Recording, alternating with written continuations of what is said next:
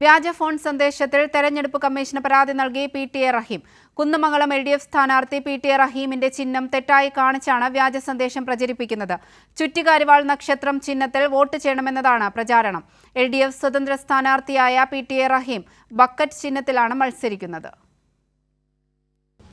കുന്നമംഗലം നിയോജകമണ്ഡലത്തിലെ LDF സ്ഥാനാർത്ഥിയായ PT. A. റഹീമിന്റെ ചിഹ്നം തെറ്റായി കാണിച്ചുകൊണ്ടാണ് വോട്ടർമാരുടെ ഫോണുകളിലേക്ക് ഓഡിയോ സന്ദേശം എത്തുന്നത്.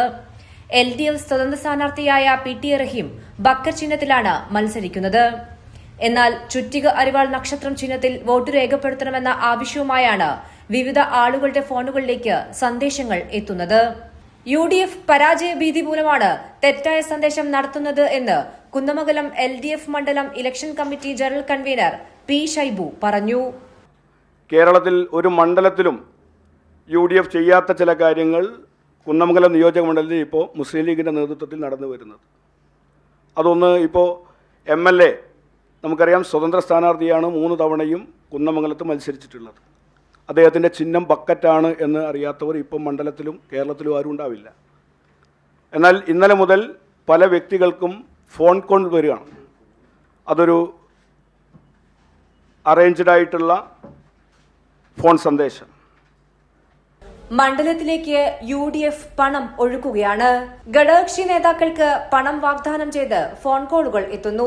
പണം ഓഫർ ചെയ്ത് ഫോൺ സന്ദേശം തനിക്ക് വന്നതായി നാഷണൽ ലീഗ് ജില്ലാ പ്രസിഡന്റ് ഷർബത് ഖാൻ പറഞ്ഞു.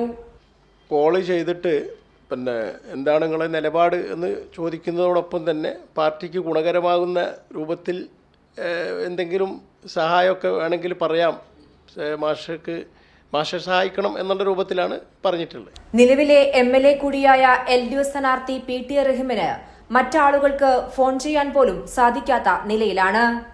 തന്റെ നമ്പറുകൾ ചില ഫോണുകളിൽ സ്പാം നമ്പറായി കാണിക്കുന്നതായും അദ്ദേഹം പരാതിപ്പെടുന്നുണ്ട്. തെരഞ്ഞെടുപ്പ് കമ്മീഷനും പോലീസിനുമാണ് സ്ഥാനാർത്ഥിയായ പി.ടി. എ. റഹീം നിലവിൽ പരാതി നൽകിയിരിക്കുന്നത്. കൈരളി ന്യൂസ്, കോഴിക്കോട്.